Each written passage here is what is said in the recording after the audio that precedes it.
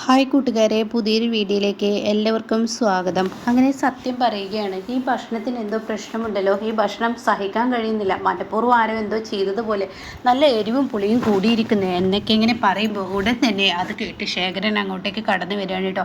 ഇതേ സമയം ഇന്ദ്രൻ്റെ ചോദ്യം ഉയരുകയാണ്. ഇന്ദ്രൻ പറയുകയാണ്, അല്ല എന്താ ഇപ്പോൾ ഇവിടെ ഈ അമ്മ ഭക്ഷണം കഴിക്കാത്ത? അമ്മ അത് കഴിച്ചു നോക്കിയില്ലല്ലോ, അമ്മയ്ക്ക് എന്താ ഒരു അഭിപ്രായം പറയാനില്ലേ? അത് കേൾക്കുന്നതിനോടുകൂടി ഉടൻ തന്നെ സുശീല പറയുകയാണ്, ഞാൻ എന്തോന്ന് പറയാനാണ്, എനിക്കെന്ത് പറയാനാണ്, ഞാൻ എന്തെങ്കിലും പറഞ്ഞാൽ അങ്ങനെ കുറ്റപ്പെടുത്താം, മനഃപൂർവ്വം ഞാൻ പറയുന്നതാണെന്ന് പറഞ്ഞ് നിങ്ങൾ അങ്ങ് പറയും. അപ്പോൾ അത് കേൾക്കുന്നതിനേക്കാൾ നല്ലത് മൗനം, അതായിരിക്കും നല്ലത്. അങ്ങനെ ശേഖരൻ വരികയാണ്. അപ്പോൾ ശേഖരൻ പറയണേ, അയ്യോ ഞാൻ കഴിക്കുന്നതിന് മുന്നേ ഇതൊക്കെ ടേസ്റ്റ് ചെയ്ത് നോക്കിയതാണ്, യാതൊരുവിധ കുഴപ്പങ്ങളും ഉണ്ടായിരുന്നില്ലല്ലോ, അപ്പം ഞാനാടോ ഈ കറിയിൽ ഇതൊക്കെ ഇട്ട് വെച്ചത്. അപ്പം അത് കേൾക്കുന്നതിനോടുകൂടി എല്ലാവർക്കും കാര്യങ്ങൾ മനസ്സിലായി. അപ്പോഴേക്കും ശേഖരൻ പറയണ, സോനമോൾക്ക് ഞാൻ ഈ ഭക്ഷണമാണ് കൊടുത്തു വിട്ടത്. അപ്പോഴാണ് കേട്ടോ സോന നിൽക്കാതെ ഫോണ് വരുന്നത്. സോനയുടെ ഫോൺ കണ്ടോ, സോനയും വിളിച്ചിരിക്കുന്നു. അങ്ങനെ സോന വിളിക്കുകയാണ് കേട്ടോ. സ്പീക്കറിലിടറാ എന്ന് പറഞ്ഞിട്ട് ഫോൺ അങ്ങ് സ്പീക്കറിലിടാൻ പറയുകയാണ് സുശീല. അങ്ങനെ സ്പീക്കറിലിടുകയാണ്. ഉടൻ തന്നെ പറയുകയാണ്, അമ്മേ എന്തോന്ന് ഭക്ഷണമാണ് അയാൾ എൻ്റെ ലഞ്ച് ബോക്സിലാക്കിയിരിക്കുന്നത്, ഞാൻ എല്ലാവർക്കും മുന്നിൽ ഇരുന്ന് ഭക്ഷണം കഴിക്കുമ്പോൾ ഞാൻ ആകെ നാണം കെട്ടു, ഒരുമാതിരി എരിവും പുളിയോ. ആ വീട്ടിലുള്ള എല്ലാവരും ഭക്ഷണം കഴിച്ചോ? ഇല്ല, കഴിച്ചിട്ടില്ല. എന്നാൽ കഴിക്കണ്ട, അതാകെ ഒറ്റ പോക്കാണ് ആ ഭക്ഷണം എന്നൊക്കെ പറയാൻ കേട്ടോ. അപ്പോഴേക്കും ശേഖരനോട് സുശീല കയർക്കുകയാണ്, നിങ്ങളെ എൻ്റെ മക്കളെ പട്ടിണിക്കിടാൻ വേണ്ടിയാണോ മനഃപൂർവ്വം ഇതൊക്കെ ചെയ്തു വെച്ചത്? അയ്യോ സുശീലെ, എന്താ സംഭവിച്ചതെന്നറിയില്ല, എന്നാൽ നിങ്ങൾ തന്നെ ഈ ഭക്ഷണം കഴിക്കണം, അങ്ങനെ കഴിക്കാതിരിക്കാൻ പറ്റത്തില്ലടോ, താൻ കഴിക്കടോ എന്നും പറഞ്ഞ് ആയിരിക്കുന്ന പ്ലേറ്റിലെ ഭക്ഷണം എടുത്ത് ശേഖരന് കൊടുക്കുമ്പോൾ ശേഖരൻ ആകെ കണ്ണ് നിറഞ്ഞു പോവുകയാണ് കേട്ടോ. എരിവ് സഹിക്കാൻ വയ്യ, ഉപ്പ് സഹിക്കാൻ വയ്യ, പക്ഷേ ഗതികേട് തനിക്ക് വരച്ച വര, ആ വരച്ച വര നീങ്ങാൻ പാടില്ലല്ലോ, അങ്ങനെ ഒരു ഭാര്യയാണല്ലോ തനിക്ക് കിട്ടിയത്, അതുകൊണ്ട് തന്നെ മൗനം അതായിരിക്കും തനിക്ക് ഏറ്റവും നല്ലത്. ഒന്നും മിണ്ടാതെ ശേഖരൻ ആ ഭക്ഷണം സുശീലയുടെ നിർബന്ധത്തിന് വഴങ്ങി കഴിക്കുന്നത് കാണുമ്പോൾ സഹിക്കാനാവാതെ ഇതെങ്ങനെ കഴിക്കാനാ എന്ന് സത്യം പറയുന്നുണ്ട്. മിണ്ടാതിരിക്കടാ, ഇങ്ങനെ കഴിപ്പിച്ചാലാണ് ഇനി ചെയ്യാതിരിക്കത്തുള്ളൂ എന്ന് പറയുമ്പോഴേക്കും ഇന്ദ്രനും സത്യനും ശ്യാമും കണ്ടു നിൽക്കാനാവാതെ അവിടെ നിന്ന് ഇറങ്ങി പോവുകയാണ്.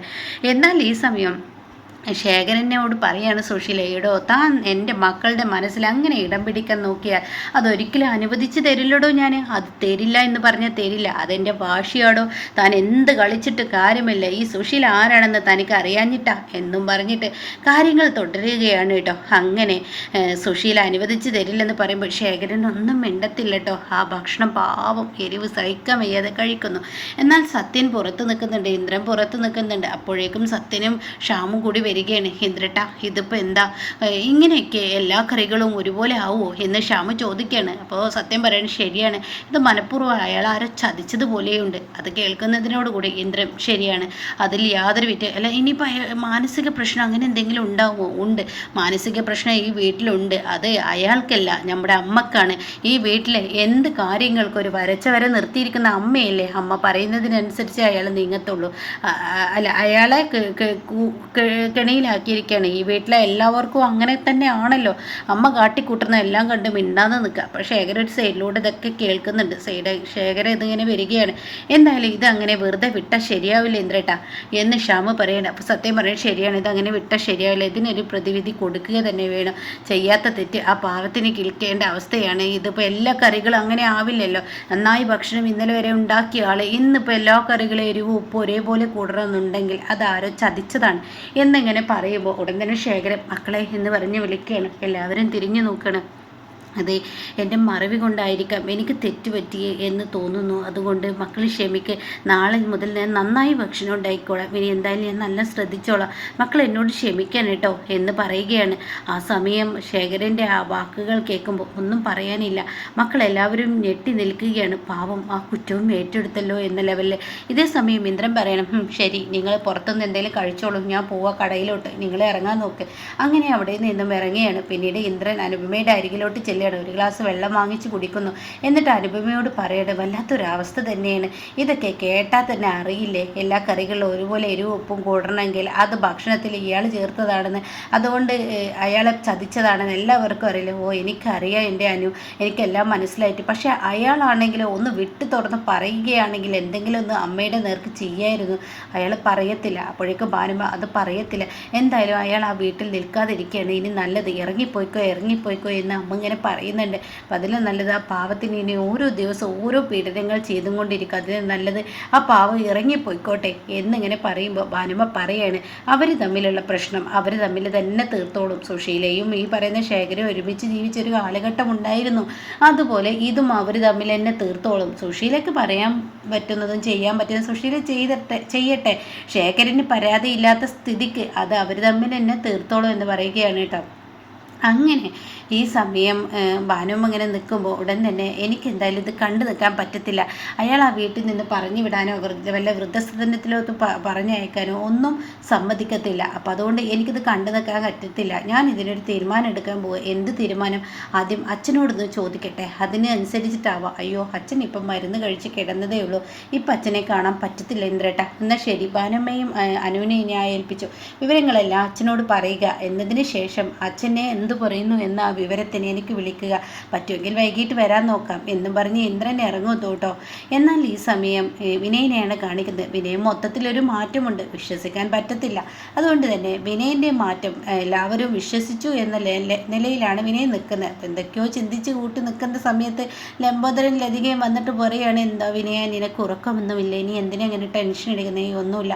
എന്താ മോനെ നിൻ്റെ മനസ്സിലുള്ള ആശങ്ക? എൻ്റെ മനസ്സിലെ ആശങ്ക പീതാംബരന് മാസം മാസം ഒരുക്കി വെക്കുന്ന പൈസയല്ല 75,000 കൊടുത്താൽ ഒരിക്കലും അവനിൽ നിന്നും ആ കടബാധ്യത തീരില്ല. അതാലോചിച്ച് എൻ്റെ തല പെരിക്കുന്നു മോനെ. അതാലോചിച്ച് ആദ്യം തല പെരുത്തിയത് ചീരുവിൻ്റെയാണ്. അതുകൊണ്ടാണ് അവൾ ഈ നാട്ടിൽ നിന്നും പെട്ടെന്ന് പോയി ജോലിക്ക് കയറിയത്. എനിക്ക് മനസ്സിലാവുന്നു അമ്മേ, എൻ്റെ തെറ്റുകൾ ഞാൻ ചെയ്ത് വലിയ തെറ്റാണെന്ന് ഇപ്പം എനിക്ക് മനസ്സിലാവുന്നു. ഓ, എൻ്റെ മോനെ അതെങ്കിലും ചെയ്യാൻ ഒരുങ്ങിയല്ലോ, ഇപ്പം അത്യാവശ്യം ജോലിയൊക്കെ കിട്ടുന്നുണ്ടല്ലോ എന്ന് ലംബോദരൻ പറയുന്നു. ജോലി ഉണ്ടായിട്ടെന്താ, 75,000 രൂപയാണ് അയാൾക്ക് ഇൻട്രസ്റ്റ് ആയി പോകുന്നത്.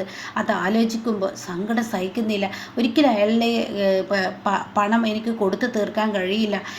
എന്തെങ്കിലും ഒരു വഴി കണ്ടെത്തണം എന്നൊക്കെ പറയുമ്പോൾ, മോനെ നീ വിചാരിച്ച എന്തെങ്കിലും ഒരു വഴി കണ്ടെത്തും. എന്തായാലും ആർച്ചയുടെയും ഭദ്രയുടെയും കാര്യം മാഷ് നോക്കിക്കോട്ടെ. വിജയ് മോൻ്റെയും ഈ കുടുംബത്തിൻ്റെയും കാര്യം ഞാനും നിൻ്റെ അമ്മാവനും കൂടി നോക്കിക്കോളും. മാത്രമല്ല അച്ഛൻ്റെ പെൻഷൻ ഇങ്ങോട്ടേക്ക് വരുന്നല്ലോ, അത് വെച്ച് ഞങ്ങൾ അഡ്ജസ്റ്റ് ചെയ്തോളാം. അപ്പോൾ ഉടൻ തന്നെ വിനയം പറയണം, ഞാൻ ഇന്ന് മാഷിൻ്റെ അരികിലോട്ട് പോയിരുന്നു. മാഷ് എന്നോട് അത് തന്നെയാണ് പറഞ്ഞത്. മാത്രമല്ല അദ്ദേഹത്തിൻ്റെ വർത്തമാനത്തിൽ എന്തായാലും ഈ വീടിൻ്റെ പണയം അത് പെട്ടെന്ന് തീർക്കണം, അത് തീർത്തിട്ട് നല്ലതുപോലെ ജീവിക്കണം എന്നൊക്കെ ഉണ്ട്. അപ്പോൾ അത് കേട്ട ഉടനെ തന്നെ ലതിക പറയണം, അങ്ങനെ അദ്ദേഹം പറഞ്ഞു. അപ്പോഴേക്കും ലംബോദരൻ അങ്ങനെ പറഞ്ഞെങ്കിൽ മോനെ അയാൾ എന്തെങ്കിലും ഒരു വഴി കണ്ടെത്തും. മാഷൊരു നല്ല മനുഷ്യനാണ്. അയാൾ ജീവിച്ചിരിക്കുന്ന കാലം വരെ നിങ്ങൾക്ക് സുഖമുണ്ടാവും, ഒരു ദുഃഖവും ഉണ്ടാവില്ല. നിൻ്റെയും മക്കളുടെയും ചീരുവിൻ്റെയൊക്കെ കാര്യത്തിൽ അയാൾക്ക് നല്ല ഉത്തരവാദിത്തമാണ്.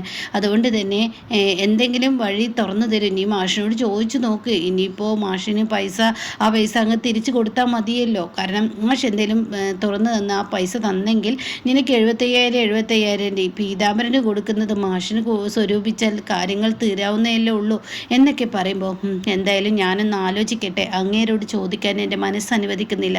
എന്തോ എനിക്കത് സ്വന്തമായി ഉണ്ടാക്കണം എന്നൊരാഗ്രഹമാണ് എന്നൊക്കെ പറയുമ്പോൾ, മോനെ ഇങ്ങനെയും മനസ്സ് മാറിയല്ലോ, അത് മതി, അത്ര മതി, ഞങ്ങൾക്കൊക്കെ അങ്ങനെ കേട്ടാൽ മതി എന്നൊക്കെ പറഞ്ഞ് അവർ അകത്തോട്ട് പോവുകയാണ് കേട്ടോ. എന്നാൽ ഞാൻ കുറച്ച് നേരം കഴിഞ്ഞിട്ടേ കിടക്കുന്നുള്ളൂ, എനിക്ക് 2-3 ആൾക്ക് വിളിക്കാനൊക്കെ ഉണ്ട് എന്ന് പറയുകയാണ്. പിന്നീട് ദാസിനെയും മാഷിനെയാണ് കാണിക്കുന്നത്. അങ്ങനെ ദാസിനോട് കാര്യങ്ങൾ പറയുമ്പോൾ ദാസ് പറയണേ, വിനയൻ പാലം കടക്കുന്നവരെ രാമായണം ചെല്ലും, അത് കഴിഞ്ഞ് അവൻ ചെല്ലുന്ന വാക്കുകൾ വേറെയായിരിക്കും. അതുകൊണ്ട് അവനെ വിശ്വസിക്കേണ്ട. ഇപ്പോൾ അണ്ണൻ ചെയ്യുന്നത് തെറ്റാണ്. അണ്ണൻ്റെ പണം, അതായത് മഞ്ചാടിയെ കെട്ടിക്കാനുള്ള ആ പണമെടുത്ത് അണ്ണൻ ഈ പറയുന്ന അവനെ സഹായിച്ചാൽ തീർച്ചയായും അതൊരു ഊരക്കുടുക്കി തന്നെ ചാടും. അവൻ്റെ സ്വഭാവം കാണിക്കുമെന്ന് പറയുമ്പോൾ മാഷ് എന്തോ പറയാൻ ഒരുങ്ങുന്നുണ്ട് കേട്ടോ. അപ്പോൾ ഇങ്ങനെയൊക്കെയുള്ള ഒരു എപ്പിസോഡാണ് ഇപ്പോൾ വന്നിരിക്കുന്നത്.